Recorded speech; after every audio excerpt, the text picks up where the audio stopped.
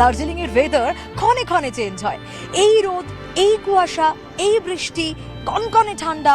অনেকে বলেন দার্জিলিং এর রাজনীতিও নাকি অনেকটা দার্জিলিং এর ওয়েদারের মতোই।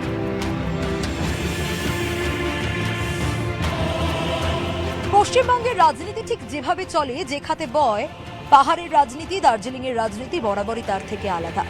দার্জিলিং এর মানুষের দাবি আলাদা, দার্জিলিং এর রাজনীতির ইস্যু আলাদা। আর তাই গোটা বাংলার রাজনীতিতে পাহাড়ের রাজনীতি, দার্জিলিং এর রাজনীতি বরাবরই একটা আলাদা জায়গা ধরে রেখেছে, তা বলার অপেক্ষা রাখে না। পাহাড়ের মানুষ কি ভাবছে 2026-এর নির্বাচনের আগে, তারা কেমন রয়েছে, পাহাড়ের হাল হাকিকত জানতে, পাহাড়ের রাজনীতির হাল হাকিকত জানতে আমি সোনিয়া হাজির হয়েছি দার্জিলিং এ। তাই আজ আমার হটস্পট দার্জিলিং।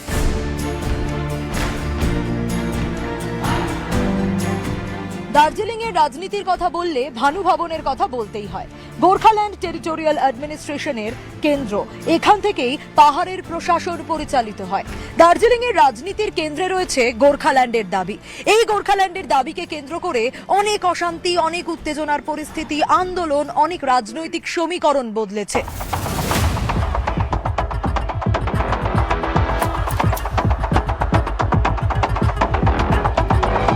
পাহাড়ে একসময় একক নেতৃত্বের প্রভাব ছিল।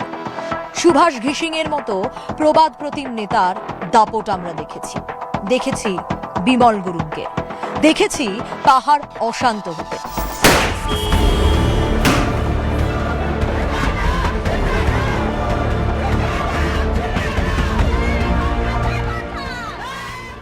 তবে সেসব এখন অতীত। পাহাড় এখন অনেকটাই শান্ত। কিন্তু পাহাড়ের রাজনীতির ধরন বদলেছে, সময় বদলেছে, আন্দোলনের ধরন বদলেছে। বিগত কয়েকটা লোকসভা নির্বাচনে পাহাড়ে বিজেপির দাপট। আর যদি 2021-এর বিধানসভা নির্বাচনে নজর রাখি, সেখানে বিজেপি জয়লাভ করে। বিজেপির তরফ থেকে জয়লাভ করে নীরজ তামাং জিম্বা। জয়ের ব্যবধান ছিল প্রায় 21,200-রও বেশি ভোট। 2026 সালের বিধানসভা নির্বাচনের আগে দার্জিলিং পাহাড়ে নতুন সমীকরণ তৈরি হয়েছে। মুখ্যমন্ত্রী মমতা বন্দ্যোপাধ্যায় দার্জিলিং, কালিম্পং এবং কার্শিয়াং, এই তিনটি গুরুত্বপূর্ণ আসন ছেড়ে দিয়েছেন অনিত থাপার নেতৃত্বাধীনে। ইতিমধ্যেই ভারতীয় গোর্খা প্রজাতান্ত্রিক মোর্চা বা বিজিপিএম এই আসনগুলোতে প্রার্থীর নামও ঘোষণা করেছে। ফলে স্পষ্ট, পাহাড়ের রাজনীতিতে এবার লড়াই শুধু দলীয় নয়, জোট, সমীকরণ আর স্থানীয় প্রভাব সব মিলিয়েই তৈরি হচ্ছে নতুন সমীকরণ।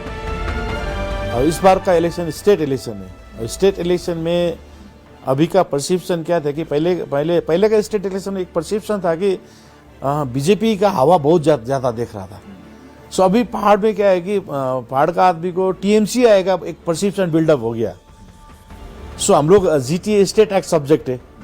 सो स्टेट एक्ट सब्जेक्ट बोलने से आदमी लोग स्टेट का फेवर में वोट डालेगा। जैसे हम स्टेट के साथ मिलकर काम करने वाला लीडर हम लोग है, इसीलिए इसका हम लोग ये नैरेटिव से हम लोग बहुत फायदा हो रहा है। আমি ভীষণ ভালোবাসি আমার সাংসদ রাজু বিস্তারকে, এবং এই ভালোবাসার মূল কারণ হচ্ছে ওনার অ্যাক্টিভিটি, এবং পাহাড়ে উনি যে পরিমাণ সময় দিয়েছেন, পাহাড়ের উন্নয়নের প্রশ্নে যে পরিমাণ চেষ্টা করেছেন, পাহাড়ের স্থানীয় রাজনৈতিক দল পক্ষে বিপক্ষে তাদের সাথে যোগাযোগ রেখেছেন। আমি আবার বলছি, দার্জিলিং, কালিম্পং সহ আমাদের নিচের যতগুলো সিট আছে ক্লিন সুইপ করবে বিজেপি। অনেক একটা ডেভেলপমেন্টের কাজ করেছে। অ্যাট দি সেম টাইম পাহাড়ের লোকাল সেন্টিমেন্ট যেগুলো আছে, সেই সেন্টিমেন্টগুলোকে ও যত্ন করেছে, শুশ্রূষা দিয়েছে। কালিম্পং কোনো লড়াই নেই। কার্শিয়াং অনেকের নিজের জায়গা, কার্শিয়াং তো জিতবে। দার্জিলিংয়ে কিছুটা ফাইট আছে, কিন্তু পাহাড় একটু স্বতন্ত্র থাকতে চায়, নিজস্ব আইডেন্টিটি নিতে চায়। সে আইডেন্টিটি ওরা ডাইলিউট করতে চাবে না। সেই জন্য পাহাড়ে এবার বিজেপিকে খালি হাতে ফিরতে হবে।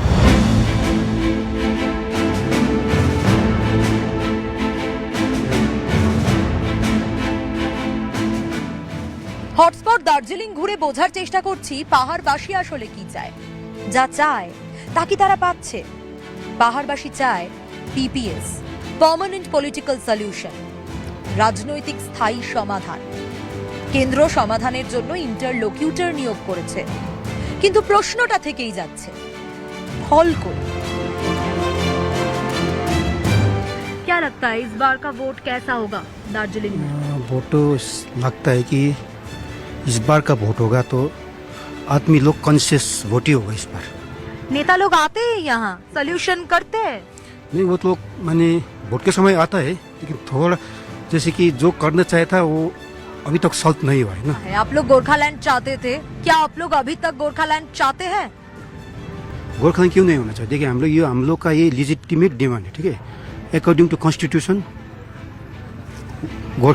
गोरखाओं का एक अलग ही राज्य होना चाहिए। पीपीएस क्या स्थायी समाधान होगा? आप लोगों को क्या लगता है? इतने साल हो गए। नहीं देखिए हम लोग जो अभी गोरखालैंड पीपीएस बोल रहे हैं वो एक अच्छा सा संवैधानिक व्यवस्था करने से अच्छा होगा ना। यहाँ का समस्या क्या है, प्रॉब्लम क्या है? यहाँ का समस्या अब क्या बोलूँ आपको, समस्या तो सबको पता है। वही जानना चाहते हैं कि रास्ता, पानी, वो सब ठीक ठाक है? रास्ता पानी ही हम लोग को सबसे प्रॉब्लम है। क्या लगता है वोट कैसे होगा पहाड़ में? वोट पहले भी हुआ था, अभी भी होने वाला है। मुझे लगता है अच्छा ही ठीक ही होगा, लेकिन थोड़ा हमारा जो गोरखाओं का जो सपना है वो अभी तक पूरा नहीं हुआ है, इसके लिए कुछ होगा। नेता लोग आते हैं यहाँ पे आप लोगों से बात करने के लिए? नहीं, कोई आता है तो ममता बनर्जी आता है 1 दिन के लिए। क्या लगता है गोरखालैंड का इशू बहुत दिनों का है, बहुत सालों का है? बहुत साल 2006 से या 7 से शुरू है। अभी तक तो नहीं हुआ। नहीं उसके बारे में आप लोग क्या सोचते हैं? आप लोग तो चाहते हैं गोरखालैंड? चाहते हैं मैम गोरखालैंड, तो गोरखालैंड आना चाहिए, भविष्य अच्छा होगा। अभी यहाँ तो कुछ भी नहीं है, जो ज़्यादा पढ़ रहे काम भी नहीं मिलता यहाँ पर, सब यहाँ के लोग बाहर जाता है काम करने के लिए।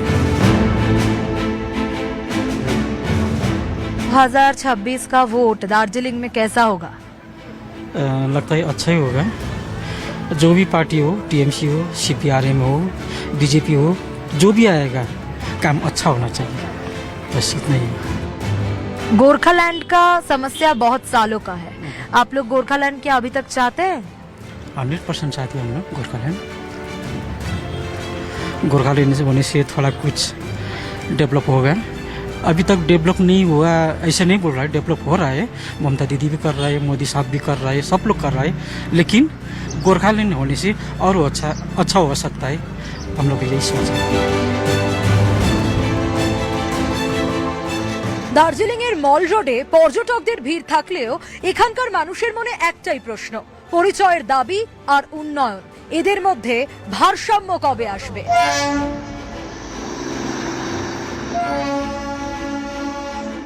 এই দার্জিলিং স্টেশন ঐতিহ্যের প্রতীক, কিন্তু সময়ের সঙ্গে সঙ্গে এখানকার মানুষের চাহিদাও বদলেছে। পরিচয়ের পাশাপাশি এখন তারা চায় কাজ, স্থিতিশীলতা আর উন্নয়ন।